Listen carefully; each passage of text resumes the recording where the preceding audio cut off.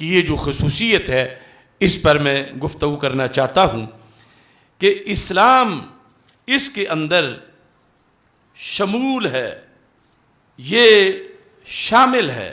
شمول ہوتا ہے نا، شمولیت، مشتمل ہونا۔ ایک ہے کوئی خیمہ 1000 پہ مشتمل ہے، ایک ہے 10,000 پہ مشتمل ہے، اور اسلام وہ خیمہ ہے جو ہر انسان کو دعوت دے رہا ہے۔ اتنی اس میں وسعت ہے۔ تو سب سے پہلے اس میں ہے شمول انسانی، پھر ہے شمول مکانی، اور پھر ہے شمول زمانی۔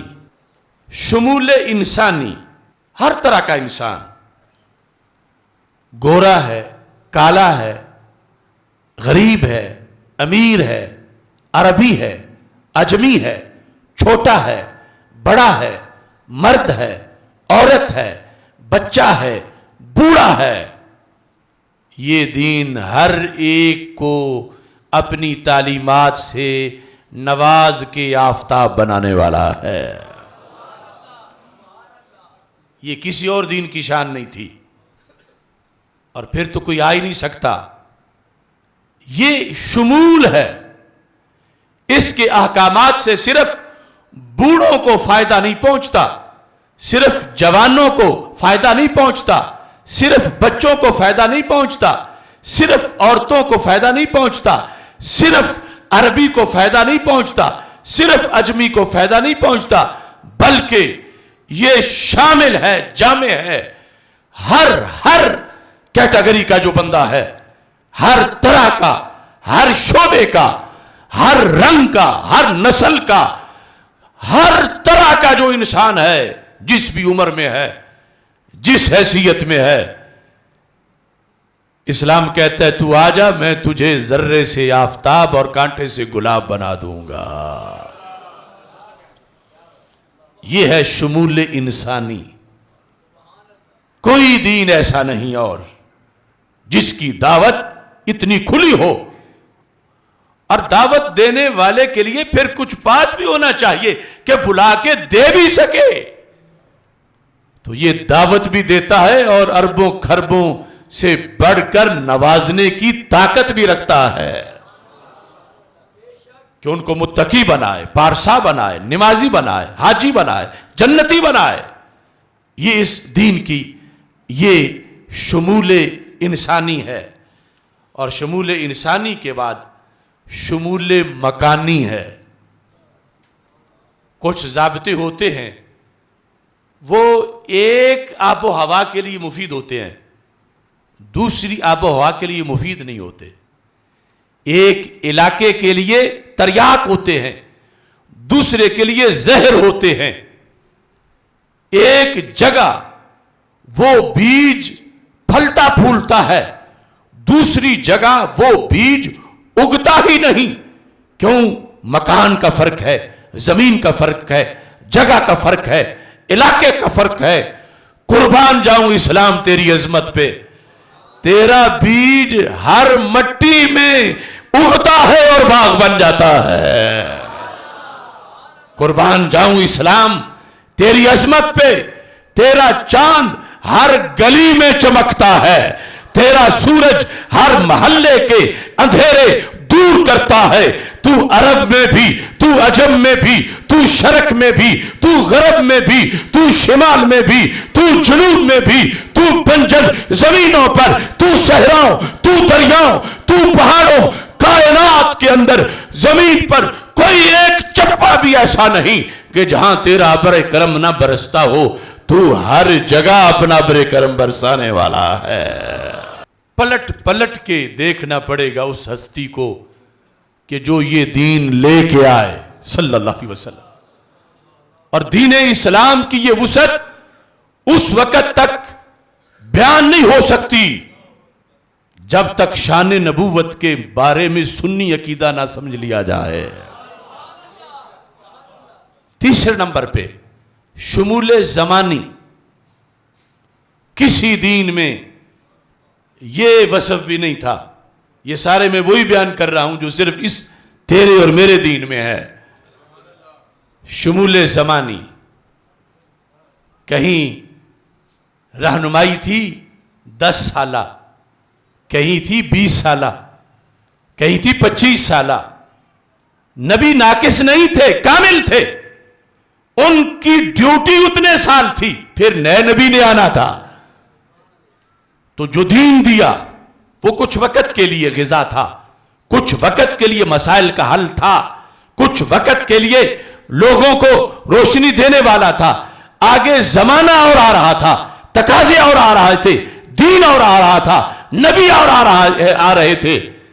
لیکن صحن چمن کو اپنی بہاروں پہ ناز تھا، وہ آ گئے تو ساری بہاروں پہ چھا گئے. نبی آخر الزمان حضرت محمد مصطفیٰ صلی اللہ علیہ وسلم جو دین لے کر آئے، میرا اسلام، تیرا اسلام، ہم سب کا اسلام، کیا اس کی شان ہے؟ یہ 1 صدی کا نہیں محض، یہ محض 2 صدی کی روشنی نہیں، یہ 4 صدی تک محض چاندنی نہیں، یہ قیامت تک کی روشنی ہے. ہر زمانے کا علاج ہے، ہر زمانے کی مشکلات کا حل ہے، ہر زمانے کے مسائل کا جواب ہے، ہر زمانے کی بیماری کا علاج ہے. ایسا پہلے کبھی کوئی دین نہیں ہوا کرتا تھا. اگر ہوا ہے یقیناً ہے تو یہ محمد عربی علیہ السلام کا دین ہے. لہذا یہ وجہ ہے کہ اس کے ہوتے ہوئے یہودیت کا چراغ نہیں جل سکتا، اس کے ہوتے ہوئے نصرانیت کی گنجائش نہیں، اس کے ہوتے ہوئے ہندوؤں، سکھوں، مجوسیوں، پارسیوں اور گھڑے ہوئے باطل ادیان کی کوئی حیثیت نہیں، کیونکہ اس نے روشنی دینے میں کوئی کسر نہیں چھوڑی. بلکہ جو پہلے روشنی کہلاتے تھے، اس کے آنے سے ان کا ٹائم ختم ہو گیا. اور یہ جو گھڑے ہوئے ہیں یہ تو ویسے ہی اندھیرا ہے جو لوگوں نے گھڑے ہیں. اس بنیاد پر یہ دین شمول زمانی میں بھی اپنی شان آپ ہی رکھتا ہے. چوتھے نمبر پر اس کے اندر شمول حکمی ہے. یہ بھی کوئی چھوٹا خزانہ نہیں. آپ نے کبھی سوچا کہ ہمارے پاس ایک چیز ہے جس کو جیورسپریڈنٹس کہتے ہیں، فقہ اسلامی، کہ قرآن و سنت کو سامنے رکھ کر مسائل حل کرنا. آیت اتری تھی ایک مسئلے پر، اس سے آگے سینکڑوں حل کر لینا. یہ جو شمول حکمی ہے یہ بھی اس دین کا حصہ ہے. پوچھو یہودیوں سے تمہاری فقہ کہاں ہے؟ کتاب تو تمہیں بھی دی گئی. پوچھو نصارہ سے تمہاری فقہ کہاں ہے؟ بڑے بنے پھرتے ہیں، تھنک ٹینک لیے پھرتے ہیں. فقہ کہاں آتی؟ جہاں سے فقہ آنی تھی وہ آیتیں بیچ ڈالی، لفظ ہی بیچ دیے، تحریف کر دی، بگاڑ آیا. اور ادھر شمول حکمی ہے. جتنے مسائل کا حل آیت میں براہ راست آ گیا وہ تو آ گیا، جتنے مسائل کا حل حدیث میں آ گیا وہ تو آ گیا. اس کے آگے میرے آقا صلی اللہ علیہ وسلم نے امت کو اجتہاد کی دولت عطا فرما دی. ایک مسئلہ بھی جب رستہ بند ہو جائے اور نہ ملے تو کتنی مشکل ہوتی ہے. یہ شمول حکمی ہے. اسلام میں رستہ بند ہوتا ہی نہیں. یہ وہ چیز ہے جو حضرت معاذ بن جبل رضی اللہ تعالی عنہ کو یمن بھیجا تھا میرے آقا صلی اللہ علیہ وسلم نے، اور فرمایا تھا بما تقضی یا معاذ، معاذ یہ تو بتاؤ، وہاں جانا ہے تو میں نے شریعت بیان کرنے کے لیے، لوگوں کو دین سکھانے کے لیے اور فیصلے کرنے کے لیے، تو پھر بتاؤ کیا طریقہ کار ہوگا تمہارا فیصلہ کرنے کا؟ تو کہ اقضی بکتاب اللہ، اللہ کے قرآن سے فیصلہ کروں گا.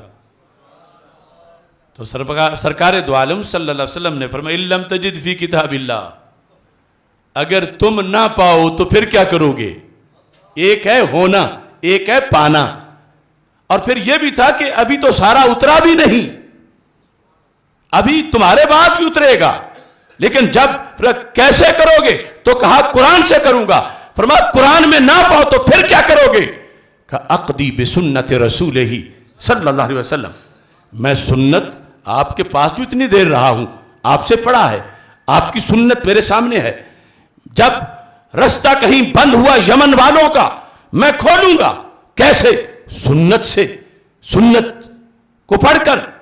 سرکار نے فرمایا اِن لَمْ تَجِدْ فِي سُنَّتِ رسول اللہ, اگر سنت رسول علیہ السلام میں بھی تجھے نہ ملا, کیونکہ تجھے ساری سنت تو آتی نہیں, صاحب سنت تو میں ہوں, تیرے بعد بھی ابھی ہزاروں لاکھوں حدیثیں ہوں گی, پھر کیا کرو گے؟ اگر رستہ بند ہوا پھر کیا کرو گے؟ کہنے لگے اجتہدوا برأیی, محبوب تمہاری روشنی سے دل منور ہوا ہے, جتنا پڑھا ہے اسی کو سامنے رکھ کر اجتہاد کروں گا, لوگوں کے مسئلے کو حل کر کے پیش کر دوں گا.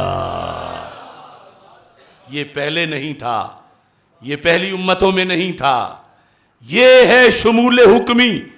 اور پھر یہ تو صرف اس کی حجیت اور اس کی تشریح تھی کہ قانون بن جائے.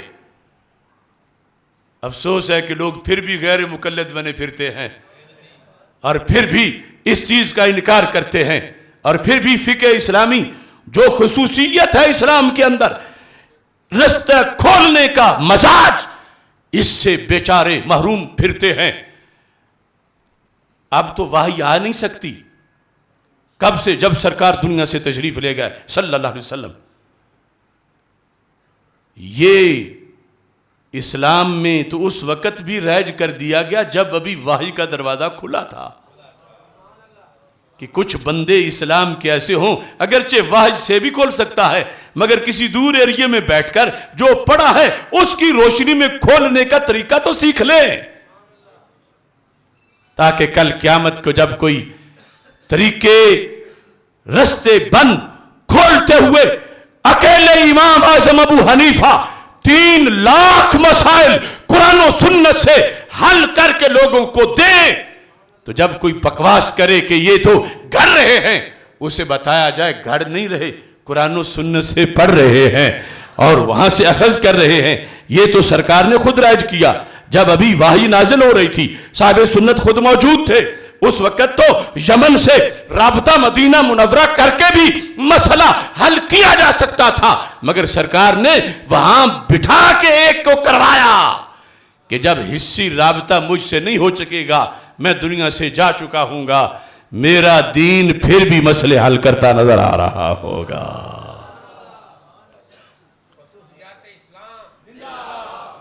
اور یہ پھر اس بندے کا نہیں کہلائے گا, اسے پھر سنت رسول کہیں گے, اسے شریعت خداوندی کہیں گے. جو معاذ بن جبل یمن والوں کو بتا رہے تھے, یمن والوں پر فرض تھا کہ مانے, تو کیا معاذ بن جبل تو نہ اللہ ہے نہ اللہ کے نبی ہے, تو وہ غیر اللہ کا دین مان رہے تھے یمن والے؟ نہیں, وہ غیر اللہ کا دین نہیں تھا, وہ اللہ اور اللہ کے نبی کا دین تھا, جو اجتہاد سے اخذ کر رہے تھے حضرت معاذ بن جبل.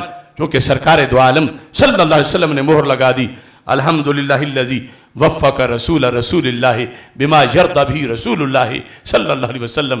فرمایا میرے پڑھے ہوئے شاگرد نے کمال کر دیا ہے, میرے سوال کا جواب دینے میں کمال کر دیا ہے. رب تیری ساری تعریفیں کہ تو نے میرے شاگرد کو, میرے صحابی کو, میرے بھیجے ہوئے قاضی کو, میرے بنائے ہوئے گورنر کو وہ جملہ اپنی زبان سے کہنے کی توفیق دے دی جسے سن کے اللہ کا رسول خوش ہو گیا ہے.